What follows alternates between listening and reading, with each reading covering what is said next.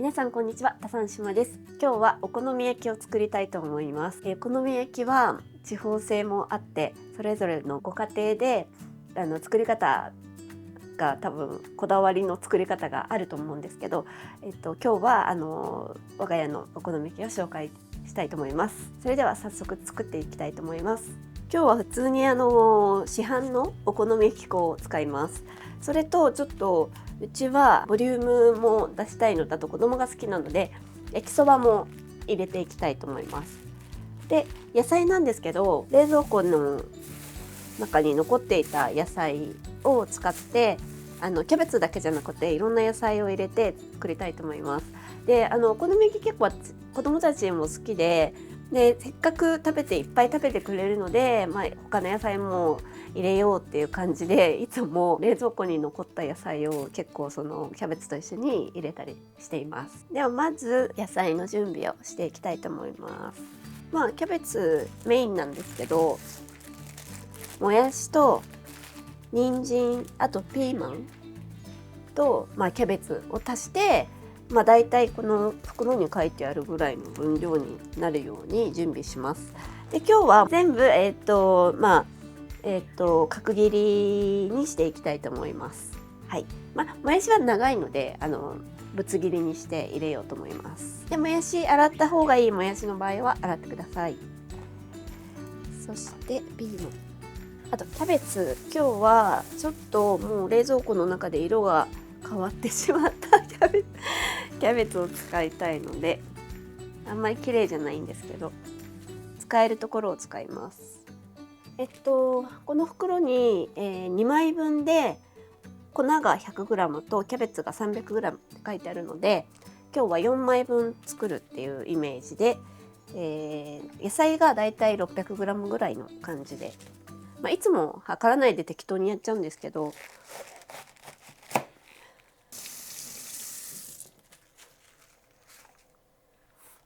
はい、あとピーマンですね。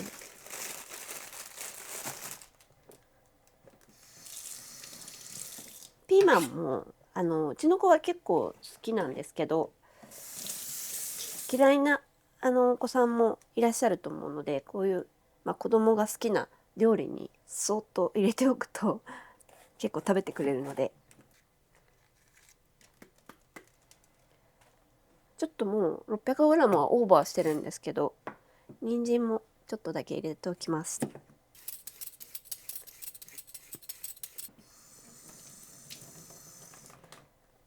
はい、こんな感じで適当な大きさに角切りぐらいの感じで切っておきたいと思います。もやしは長いのでザクザクっと切っておきます。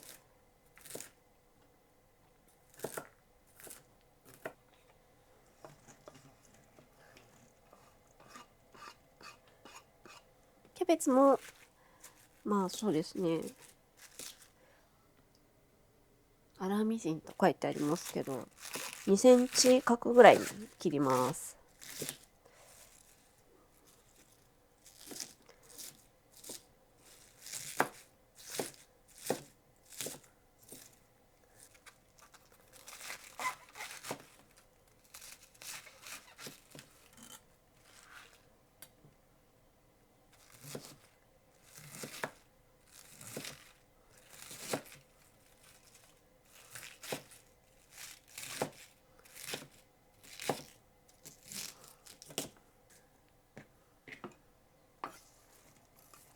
ピーマンと人参は小さめに切って全体に均一に行き渡るように切っておきます。その時その時の野菜の種類とか量とかによって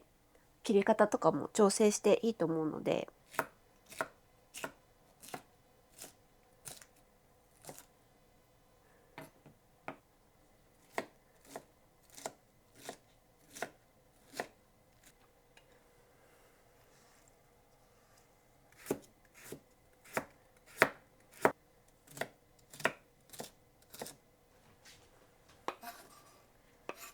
はい、今日は、バラ肉のスライス、177g を買ってきました。お肉もいっぱい入れたい人は入れてもいいと思うし、あとシーフードでもいいし、お好きな食材でいいと思います。でこれひき肉とかでも全然いいと思うので、ちょっと今から焼いていきたいと思います。で先にお好み焼きを焼く時に上に乗せてひっくり返して最後にお肉を焼くっていうパターンがとか、逆に先にお肉をひいといてそこにっていう人もいると思うんですけど、うちはそのお肉がガシガシになってしまうので、先にちょっと焼き色つけながら柔らかく火を入れておいて、それを、混ぜていこう、生地に混ぜていこうと思います。はい、なので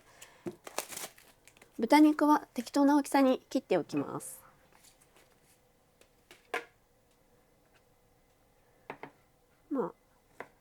2センチ幅ぐらいですかね。切って、この豚肉はこの野菜たっぷりのお好み焼きの中で旨味のアクセントになるので、割としっかりめに塩をしておきます。ソースで味がつくお好み焼きなんですけど、その中でもちょっとメリハリを出してあげると、飽きずに食べることができるので、シーフードの場合、シーフードを使う場合もしっかり水分を取って、その後で、ちょっとシーフードは塩分がもともと少し入ってるので、少しお肉よりも軽めに塩をして、で胡椒もお好みでしておきます。バラ肉は重なっているので少しほぐして塩を全体に行き渡らせておきます。はい、じゃあこのお肉を先に焼いてしまいます。軽く油を引いておきます。もう本当になくても焼けるフライパンの人はなくてもいいですし、でもちょっと油小さじ1杯ぐらい引いておいた方が早く色がつきます。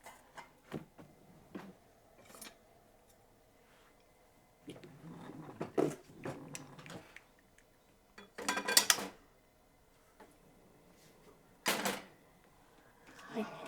では今強火にしてお肉を、ちょっとそんなに丁寧にやる必要はないんですけど、重ならないように、なるべく重ならないように広げておきます。ここでお肉のうまみを引き出したいので、なるべくその広がってたい方がお肉の面積が広くなるので、うまみが強くなるという感じですね。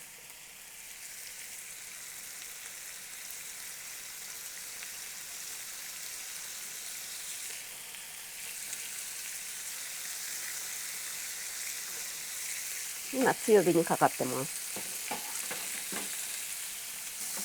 はい、今全く触ってないんですけど、たまにお肉の状態を見て火が入ってなさそうなところに火を当てるようにしながらフライパンの向きは変えています。でだんだんこの辺りとかは少し茶色い焼き色が見えてきてるところがあるので、それを確認してから裏返していきます。こういう感じですね。でもほとんど火が入っているので、裏側の面はもうさっと焼くだけにしておきます。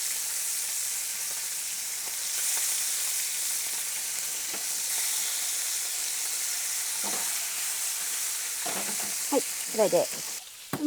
油うまみと捉えてもいいですし、ちょっと結構油出てるので、油は今回は切りたいと思います。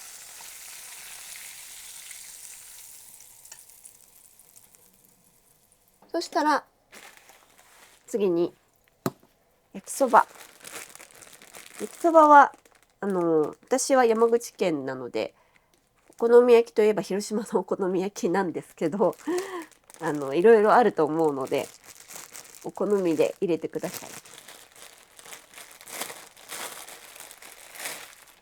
今日は2玉使いたいと思います。ソースはこれ全部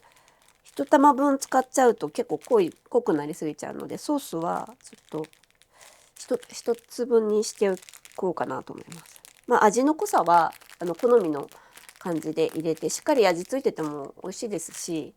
その分上にかけるソースを少なくしたりして自分でバランスをとってやるといいと思います。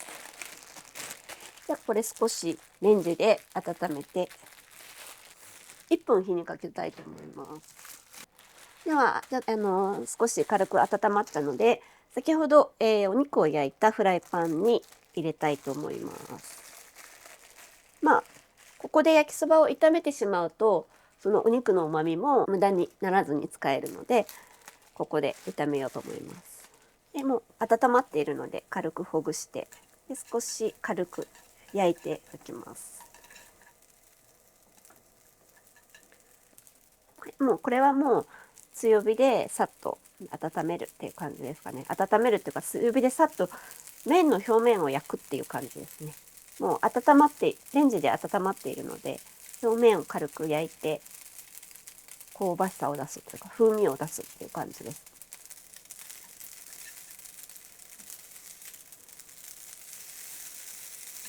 そんなにガリガリに焼く必要はないと思うので、軽くこう焼き目がついたらひっくり返して反対側の面もこ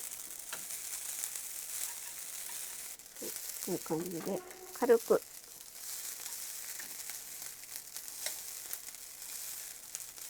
でちょっと焼けたらソースを入れます。これ麺に味付いてなくてもいいと思います。上にお好み焼きのソースがかかるので、もう好みで。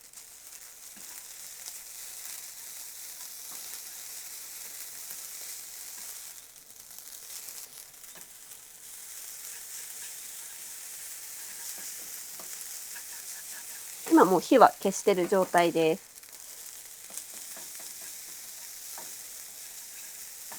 じゃあ大体均一に混ざったらボウルか何かに移しておきます。それでは、生地を作って、野菜を混ぜていきます。これは袋の分量通りにやりたいと思います。袋に書いてあるように生地と、卵と水を混ぜていこうと思うので、よいしょ。卵後入れと書いてあるんですけど、ちょっと量が多くて混ざりにくいので、この後水と卵は一緒に混ぜちゃおうと思います。ちょっと先に卵か。卵が1個だから卵が2個。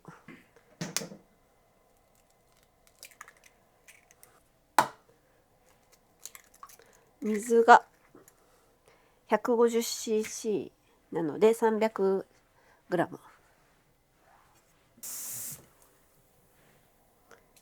先に卵をよく溶いておこうと思います。そして粉が今日は4枚分なので 200g。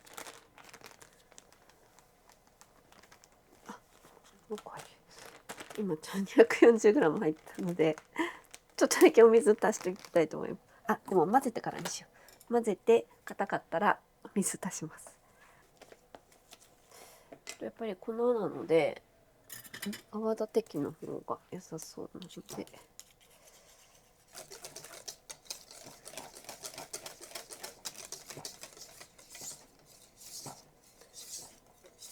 ちょっとだけ水足しておきます。そしたら野菜とお肉も中に入れようと思います。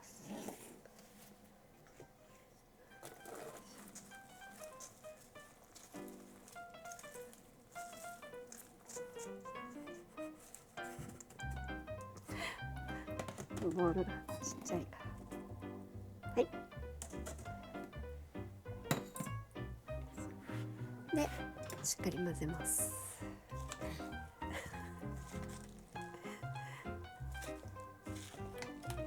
どうやって混ぜるの？持ってる人はもっと大きいボウルでやってください。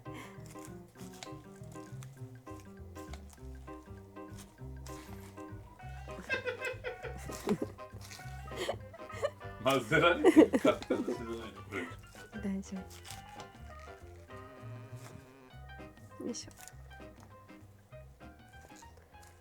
はい。目安はこう野菜全体にこう生地が絡みつくぐらいっていう感じです。粉が勝っちゃうとすごい粉っぽくて重たいお好み焼きになっちゃうので、野菜に粉がこうまとわりついていて火が入っているっていう風にすると割と野菜がたっぷりで軽く食べられるようになるので、しっかり粉が行き渡るようにここで混ぜておくといいと思います。こんな感じでだいたい大丈夫かな。だいたい行き渡りましたので、これを焼いていきたいと思います。で、うちにホットプレートがないのでフライパンで焼こうと思うんですけど、1人1枚って感じで焼くんじゃなくて、もううち5人家族なのでもう大きく焼いてドーンって出して切り分けて食べる、ケーキみたいな感じで切り分けて食べるっていう風にいつもやってます。ただこのやり方はご家庭でそれぞれやり方があると思うので、ホットプレートの人がいたりとか1人1枚ずつ焼くよっていう人もいると思うので、好みの焼き方でいいと思います。でティッシュで少し全体に油をこう行き渡らせておきます。で今のところ最初は強火で、火は中火にしてあります。でこの生地を薄く全体に広げます。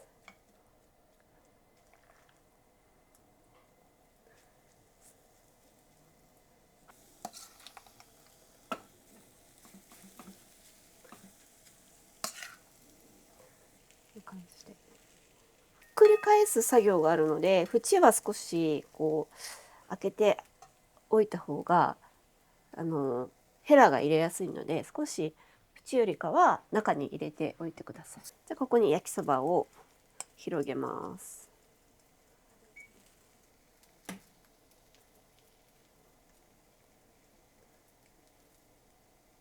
上から生地をのせます。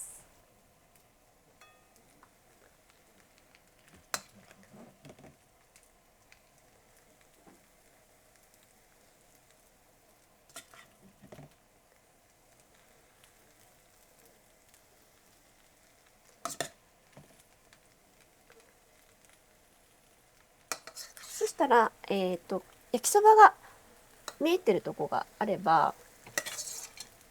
ちょっと、火を、弱火にして焼きそばを、隠してあげた方が割れにくいので、焼きそばが見えてるところがあれば少しこう調整して隠してあげて、で押してはないのでふわっと今乗っかってる感じです。でちょっと軽く側面だけ成形をするっていう感じです。じゃあこの状態で蓋をして、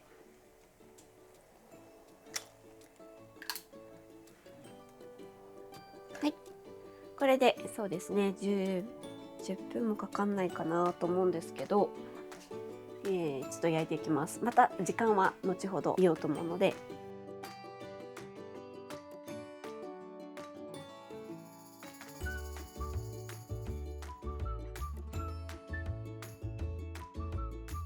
では、今10分ぐらい経ちましたかね。10分ぐらいだよね。10分ぐらい経ったところです。ちょっと大きいので火を通すのに時間がかかるんですけど、こんな感じでちょっと蓋についちゃったのがあるので、今からひっくり返すんですけど、片手はヘラで片手はフライパンで、このフライパンのこの左手のこの動きを使ってこっちのヘラを添えてこうひっくり返すのが一番シンプルなんですけど、大きいので怖い人はお好み焼き屋さんでやるやつと同じですかね。両サイドに入れてちょっとこうやるよりもこう入れた方がわかる？見える？うん、こういう風に入れるよりもちょっとこうやっぱりバランスを広くして、ヘラが入ってる場所を広くして入れてこうひっくり返すかのどちらかっていう感じです。私はちょっとひっくり返すタイミングとしてはもうここうちょっと触ってみて、結構固まってるのでそれをもう見てもらった方が、緩いとやっぱりこうひっくり返す時に量が多いので崩れやすいので、あとは、ちょっと焼き色も見てみるっていう。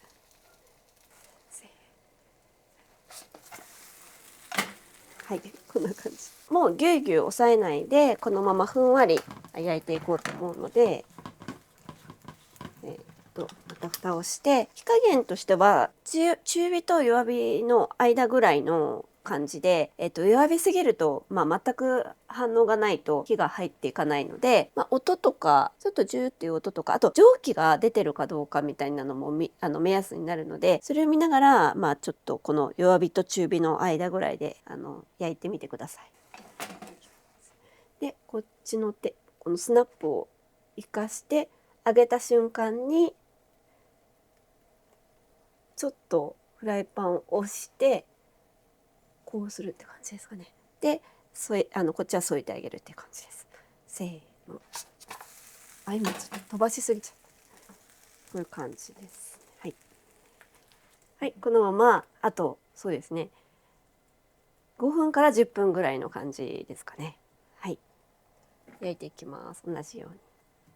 に。10分経ったので仕上げていきたいと思います。で今日は、2つ焼いて、今子供たちいないので、大きい方だけ仕上げたいと思います。でこれはこの状態のまま保存できるので、すぐ食べる場合は冷蔵庫でもいいですし、冷凍もできるのでソースをかける前の状態で、保存しておきたいと思います。では今まだ弱火で火がついてるところなんですけど、やっぱりソースお皿の上でかけるよりも、今日お皿盛りにするんですけど、お皿の上にかけるよりもちょっと熱いところにソースがちょっと垂れてジューっていうこう煮詰まった感じも美味しさだと思うので、フライパンの上で弱火で火がついたまま仕上げて、それをお皿に移すっていう風にしたいと思います。はい、あとは普通に好きなだけソースとマヨネーズかけてもらって、で鰹節と青のりもお好みでかけてもらうっていう感じなんですけど、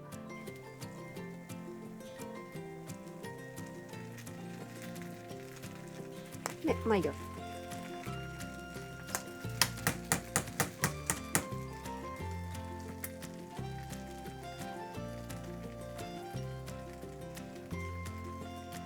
鰹節と青のり、はい、あとは好みでテーブルに青のりとか鰹節とかソース類はテーブルに出して好みで足してもらってしてます。では盛り付けます。盛り付けるって言っても皿に移すだけなんですけど、